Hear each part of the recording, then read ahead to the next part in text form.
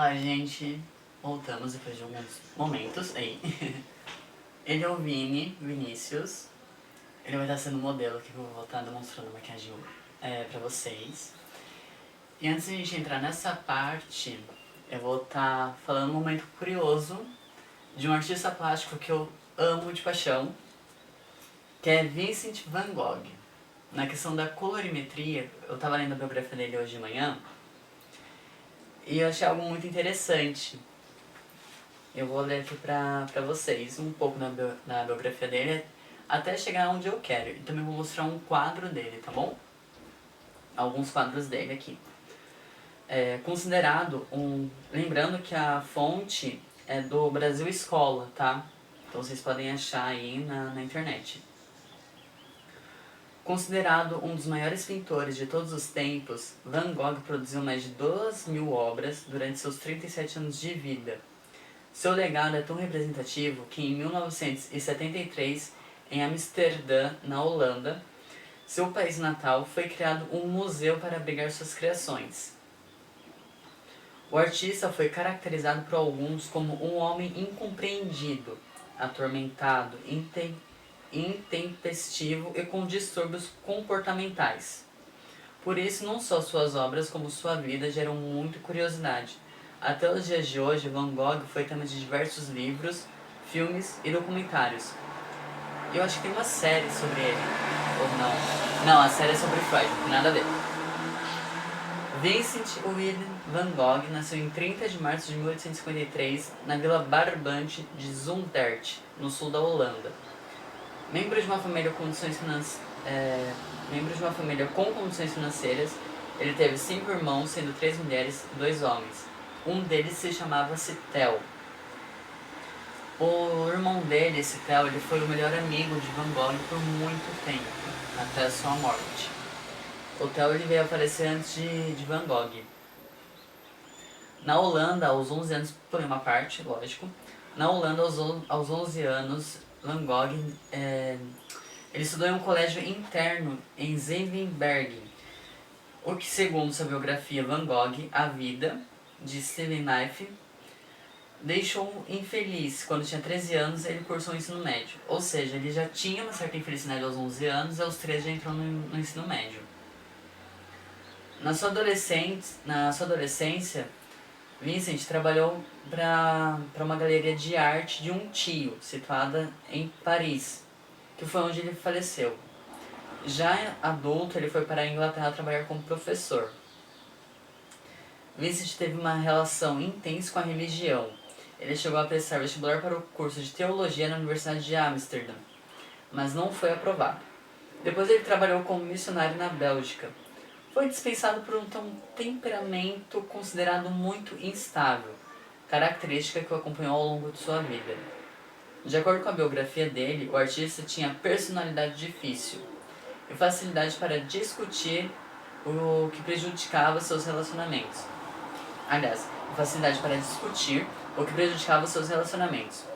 Ele isolava-se, tinha episódios de depressão, o que o deixava sua família preocupada. E ele também teve romances mal sucedidos, destacando-se por paixões por uma prima e uma cortesã, ou garota de programa, enfim, você que usa o termo que você achar melhor. De acordo com os autos retratos de Van Gogh que ele fez, né, sua aparência física era de um homem magro, branco, com olhos claros, cabelos ruivos, na maioria das vezes com barba. Aqui, seu irmão Theo, 4 anos mais novo, foi o principal amigo e apoio durante toda sua vida. Desde 1872, o pintor escrevia com frequência para ele, chegando a redigir mais de 600 correspondências. Depois da morte de Theo, a esposa deste tornou as cartas públicas. No texto, Van Gogh desabafava e realizava alguns esboços ao ver os desenhos. Ao ver os desenhos, Theo estimulou o irmão a seguir a carreira artística. Chegou inclusive a ajudá-lo financeiramente, em especial nos últimos anos de sua vida. Durante sua existência, Van Gogh apresentou episódios de instabilidade mental e comportamento tempestuoso, chegando a ser internado em hospitais psiquiátricos E enfim, estudos relatam que ele não se alimentava muito bem e consumia bebidas alcoólicas com frequência. Bom, agora a gente vai entrar um pouco na questão das obras dele. Van Gogh é tido como o maior expoente do pós-impressionismo. Seu legado impressiona alguns e aponta... Aliás, seu legado impressiona, ponto. Alguns apontam em suas obras os primeiros sinais do expressionismo. Suas pinturas serviram de inspiração para diversos artistas. O artista pintou mais de 2.000 quadros entre paisagens, elementos da natureza, retratos, autorretratos, café, representações de camponeses, flores, como girassol, que é lindo esse quadro, inclusive, que ele adorava, e também teve inspiração na cultura japonesa. Seu legado inclui mais de 800 pinturas a óleo, especialmente nos 2 últimos anos de sua vida. E aqui tem algumas obras dele. A primeira que eu vou mostrar é Os Comedores de Batata, de 1885. E aí depois eu vou mostrar a Noite Estrelada. Dizem que Noite Estrelada foi pintada quando ele viu a cidade através de um quarto de hospício que ele estava. E isso é falado aqui na biografia dele que o Brasil Escola disponibilizou. A primeira obra em destaque de Vincent van Gogh foi Os Comedores de Batata, como já falei anteriormente. Ele é um quadro sombrio e escuro, retratando camponeses durante uma refeição noturna. Segundo sua biografia, foi nessa pintura que se pode notar o interesse do artista na teoria das cores de luz e sombra, contrastes e pinceladas carregadas de tinta. Bom, não abriu aqui a foto. Eu volto lá para o começo da página. O quadro dos Comedores de Batata é esse aqui.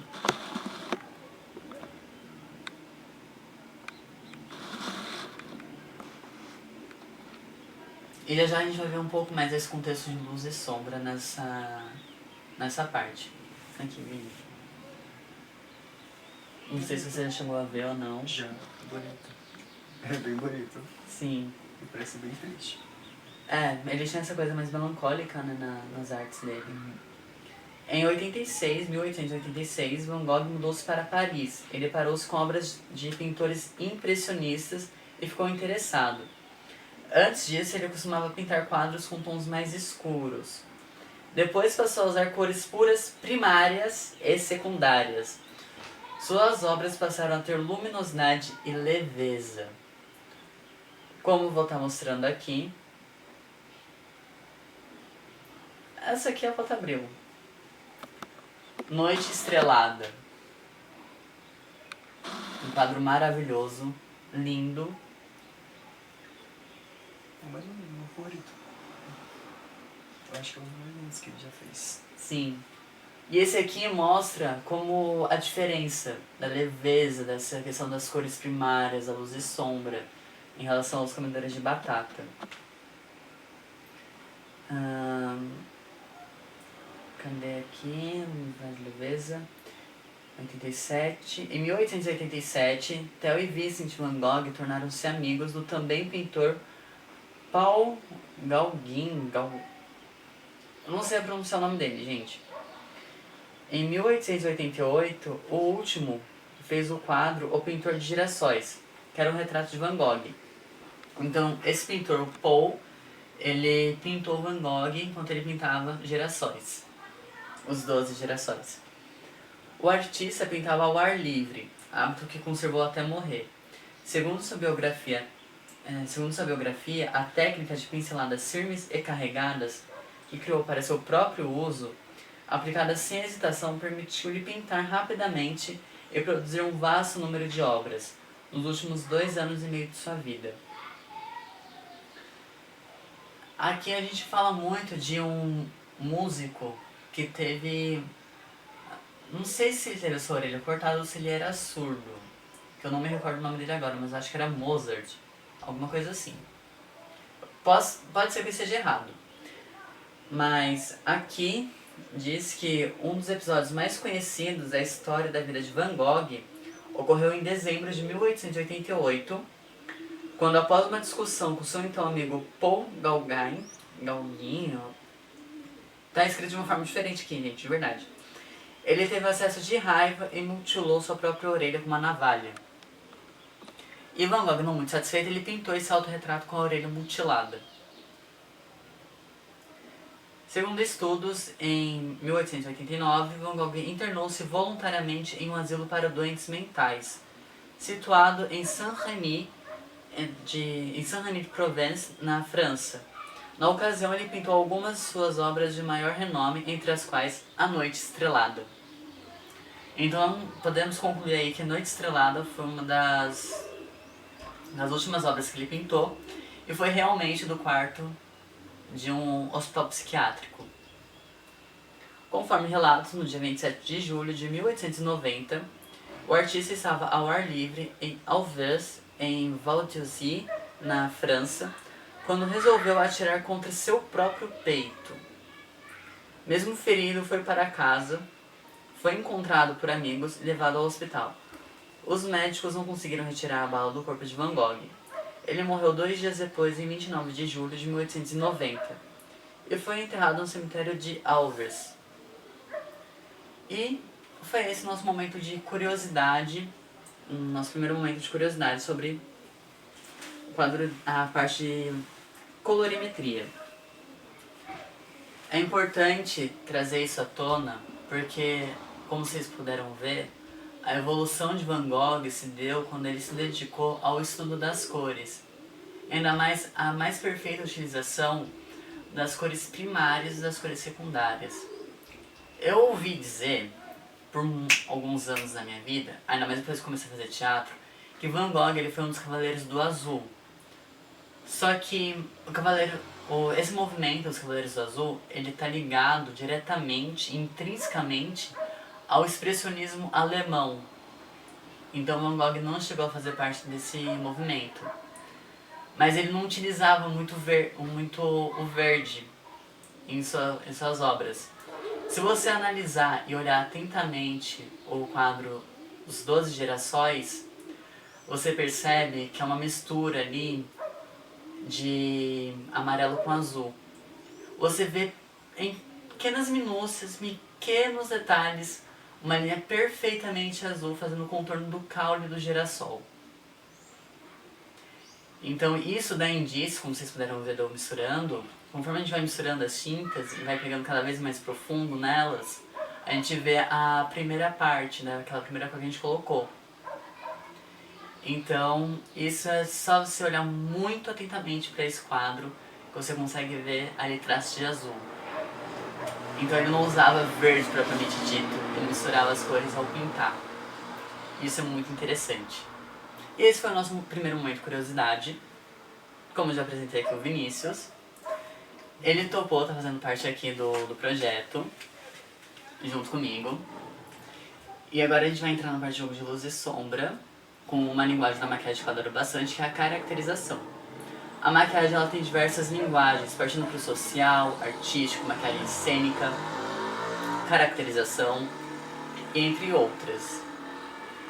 E até mesmo uma linguagem de effects, que já utiliza massinha e tudo mais. Pro que eu vou fazer aqui no Vinícius, eu posso estar também utilizando a maquiagem de effects, a linguagem de effects, porém eu não tenho o material próprio. E para recurso do teatro, a gente não tem tanto dinheiro para isso. Então eu vou estar só utilizando o jogo de luz e sombra, que também dá super certo. Eu só vou colocar aqui a máscara, tomar um pouquinho de água e passar o álcool em gel nas mãos e a gente já começa. Então só um momentinho aí, tá bom? Bom, antes de a gente começar eu queria falar um pouco sobre o jogo de luz e sombra. Tô aqui com um caderno que eu uso para estudar pro Enem. E é uma coisa muito interessante. Muita gente fala, principalmente na internet, que tá inventando com o jogo de luz e sombra. Só que não é bem assim que funciona. Não sei onde eu coloquei meu celular. Mas eu só vi uma foto, aqui. Só vi uma foto de um pintor italiano do período barroco. Pra quem não sabe, o período barroco, ele é um período histórico da humanidade, então você pode estar pesquisando aí, por conta própria. E ele vem aí... Tá, que eu acho que eu não anotei o ano. Aqui. Ele vem aí por meio do século XVI e XVII. Isso na literatura. Vou entrar com mais detalhes aqui agora. O barroco ainda tem uma questão social dele, que é de onde influenciou as artes. Por conta da perseguição da reforma protestantista, da reforma da igreja, que é onde nasceu a igreja evangélica, surgiu a arte barroca com essa questão da dualidade do que é bem e do que é mal, de santo e profano. Por causa da perseguição de um dos 7 concílios da Igreja Católica aos ciganos, muçulmanos, judeus, a tudo que não era católico. Tanto é que gerou muito problema para a Rainha Elizabeth I. Aí ela, como dona da Inglaterra, decidiu criar a Igreja Anglicana, não somos nem protestantes nem católicos apostólicos romanos. A Igreja Anglicana, e ela segue alguns conceitos da Igreja Católica, de alguns concílios dela. O barroco surge em meio a tudo isso que eu já falei, no período do humanismo, onde o homem e a razão são colocados no centro, com a igreja partindo para o lado contrário. Pois ela perseguia aqueles que não seguiam fielmente, que não a seguiam fielmente. Esse estilo partiu das artes plásticas e teve seu ápice na literatura no século XVIII, se prolongando até o século... século XVII, se prolongando até o século XVIII. Aí aqui eu anotei aqui em preto. Nesse período foi dado o conflito de Deus e razão, igreja e homem, que é o que a gente vê até hoje. Aí vem as características da literatura barroca, que também vem aí algumas delas nas artes plásticas, que uma nasceu da outra. O contraste, que é isso que eu vou pegar mais, é o dualismo barroco. Peraí. É isso mesmo. O dualismo coloca em contraste o corpo e espírito, o bem e o mal, Deus e diabo e etc. E isso é evidente no barroco e vai aparecer em tudo que for relacionado a ele. Ou seja, como eu falei da questão o resto é tudo em relação à literatura, então não é muito interessante. Como eu falei na questão anteriormente, essa questão da dualidade, do que é bem e mal, esse tipo de coisa, foi com a questão do protestantismo, das 95 teses que a gente pode estar vendo na história, de Martinho Lutero.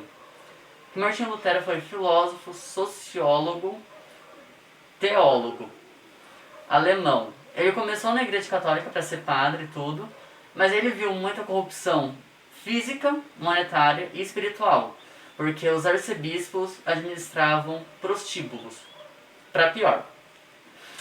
Então, Martinho Lutero viu tudo isso, se revoltou, uma faculdade na Alemanha, se não me engano, deu refúgio a ele, e onde ele virou professor de, se não me engano, sociologia e teologia nessa faculdade. E foi onde as 95 teses dele, pelos alunos dele, vieram à tona. E a gente tem outros movimentos que vieram junto com o protestantismo, de Martinho Lutero, como o calvinismo, entre outros. O calvinismo ele já permite a entrada das mulheres na igreja e a administração delas dentro de um templo religioso. Como, por exemplo, uma pastora. Porque até então o maior cargo que uma mulher poderia ter dentro da igreja católica era a abadesa. A abadesa é a mulher que administra a abadia onde as freiras ficam. Ou então madre superior, que a gente pode estar vendo aí.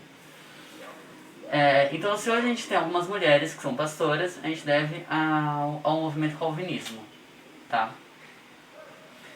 Eu tô falando tudo isso por quê? Porque vem essa questão da dualidade muito intrínseca do jogo da luz e sombra. Muita gente fala, eu inventei jogo de luz e sombra que não sei o que. Você não inventou nada. Segura a bola, você não inventou nada. Isso é muito mais antigo. Eu tô pegando aqui uma obra do pintor, de um pintor italiano, justamente do período barroco. É Narciso. O artista é Caravaggio. Caravaggio, eu não sei a pronúncia do italiano. O nome do quadro é Narciso e o pintor é Caravaggio. Traduzido do inglês, Narciso é uma pintura do mestre barroco italiano Caravaggio, pintada em 1597 e 1599. Não é de hoje não, é muito antigo. Está alojado na Galeria Nazionale di Arte Antica, em Roma. A pintura foi originalmente atribuída a Caravaggio por Roberto Longini em 1916. Ela precisou de um estudioso para poder atribuir essa pintura a esse artista. Vou ver se consigo abrir aqui uma imagem. O jogo de luz e sombra, ele vem justamente na questão de realçar formas. Essa aqui é uma das pinturas, posso estar pegando como exemplo. Ele realça formas, ele realça volume. Tem uma outra aqui com uma outra resolução. Ela é um pouco mais clara. É a mesma imagem, só que com uma outra resolução de outro design. Então, ela realça esse jogo de luz e sombra, ela realça cores e volume. E até mesmo da profundidade. Porque a intenção da luz é realçar. A intenção da sombra não é só esconder, mas também aprofundar. Então você tem esse jogo aí. E isso acontece muito nas obras barrocas, principalmente aquelas que remetem à religião. Tinha uma aqui que eu estava procurando, que eu não achei, mas aí achei essa do Narciso que pega bem o que eu quero falar. Que é de um cara, eu acho que eu achei agora, sem querer. Não tá carregando? É essa aqui mesmo. O Martírio de São Mateus, como vocês podem estar vendo.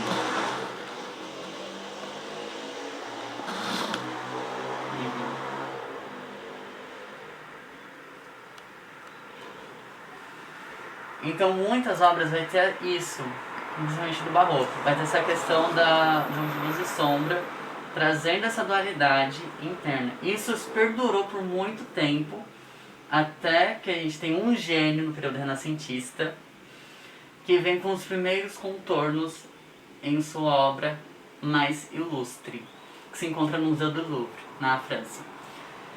E eu vou falar dele no nosso segundo momento, curiosidade, desse quadro em específico.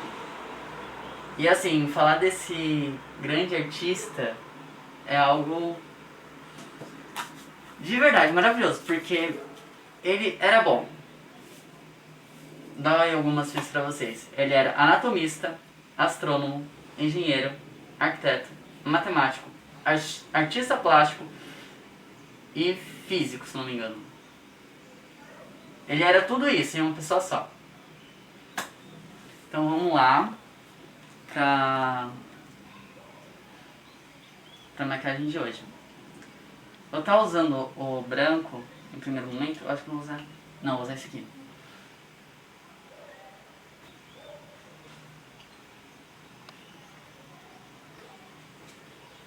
Vou só pegar a foto da referência de maquiagem que eu já fiz há muito tempo atrás, pra poder estar fazendo aqui pra vocês hoje. Deixa eu ver... Meu Deus. Aqui.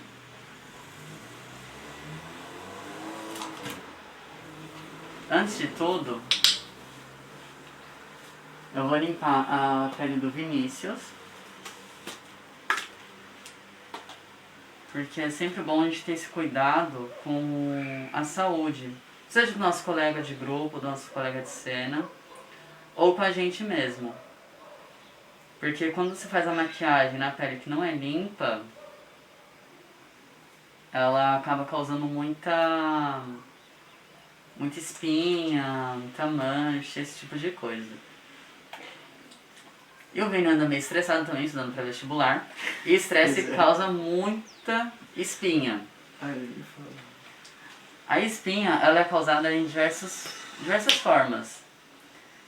Pode ser um descontrole hormonal, Por isso que a gente tem muito na adolescência. E algumas mulheres também têm, devido ao seu ciclo menstrual, que é natural mesmo. Algumas têm muita espinha quando estão no período de gestação. E são coisas normais da vida. Comer muita porcaria, muita coisa gordurosa, e vai chover de novo. Então, tem N fatores aí. E estresse, como eu já mencionei aqui, que o Vini anda meio estressadinho junto comigo, estudando para vestibular, mas outros problemas, outras coisas.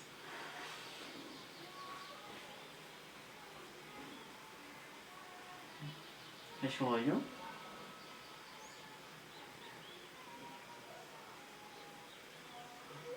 E aí é bom estar limpando e evitando esse tipo de problema. Abre o olho, olha lá pro teto. Isso.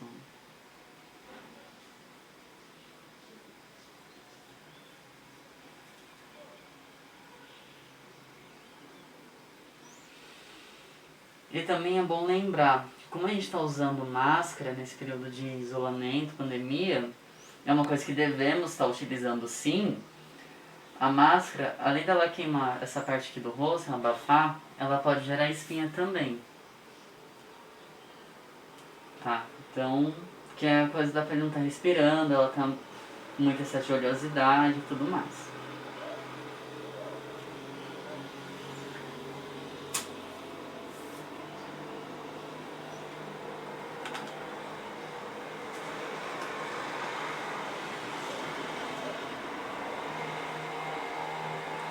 Vou usar um pouco de creme hidratante no Vinícius também. Ah, um outro mito sobre isso. Dizem que pele oleosa não precisa de hidratação. Mentira, gente. Pele oleosa precisa de hidratação sim. E existem hidratantes específicos para esse tipo de pele, tá? Existe o que é recomendado e o que não é recomendado.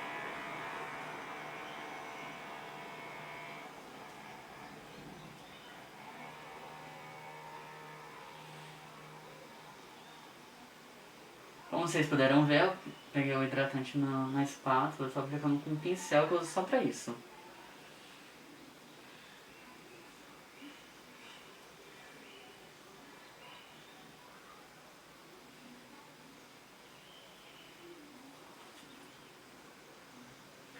Aí lembrando, tá gente, se vocês tiverem dúvida com alguma coisa, tudo, eu vou estar deixando meu Insta aqui embaixo, aqui no bloquinho de informações, pra vocês estarem entrando em contato.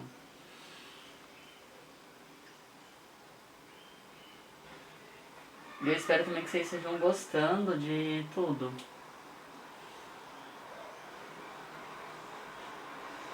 Agora eu vou teto. Fecha. E sim, gente, eu passo hidratante nos lábios também. Porque esses hidratantes... Pode deixar a boca, Vini. Esses hidratantes labiais, em alguns casos, eles ressecam a boca da gente. Eu mesmo passo muito por isso, na época do inverno então principalmente. Porque pra hidratar, às vezes resseca muito mais. Ainda mais quando seca. Então o creme hidratante facial eu já aproveito e já passo em tudo. Depois é só lavar o pincel com sabonete líquido, antibacteriano, ou então usar alguns limpadores que tem no mercado que são à base de álcool. Principalmente o álcool isopropílico, que é o álcool, se não me engano, 90, teor 90.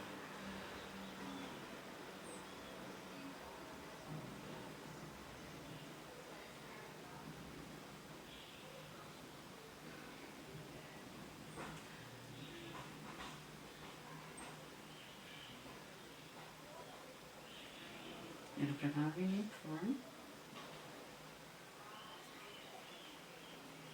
Ele pra lá. Isso.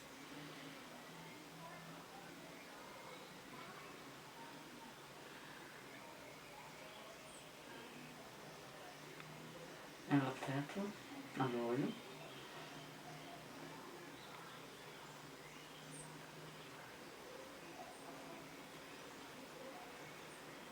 Isso.